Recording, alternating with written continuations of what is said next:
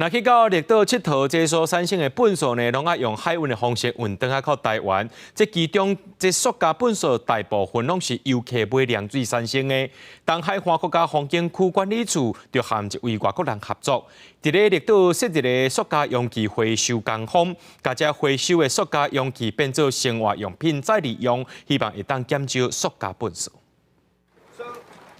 东管处今年5月伫绿岛成立的塑胶容器工作坊，平均一礼拜回收社区甲店头50多公斤的塑胶管仔。这容器伫工作坊形式，搁加吹做无共色水的粒仔状，搁透过热处理产生有色彩，一条一条也是平面形状，搁做成花卡、衫巾也是刀啊、椅啊，会当搁利用的生活用品。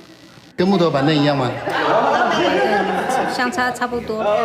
因为绿岛一年平均有40多万人次游客，再加上当地4000多位居民，使用的塑胶容器一年都有155万多吨，造成粪扫处理的压力。东管处这几年拢咧推动绿岛减塑，今年就甲委托一位处理塑胶搁利用有经验的外国人，设立减塑循环工作站，也可当处理塑胶管仔外口的包装纸，钱入去塑胶管仔内底，也可当作为建筑用的基础材料，避免流入海洋，保护海洋生物。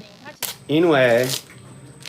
很多动物来海边的动物，他们看到这个，他们要吃。我们希望未来呢，可以有媒合到一些商家，可以使用我们的一个清洁的塑胶垃圾，甚至我们用这个垃圾做成的塑胶粒，可以把它产生成一些商品，然后来开创我们的一个循环的一个商机。东管处强调，成立这个工作坊是鼓励大家使用塑胶，是向民众宣导唔通乱抌塑胶空管仔，造成环境污染。同时，伫岛上也提供免费的环保杯，鼓励游客到岛上减少买管仔装的饮料，达到减塑的目的。记者综合报道。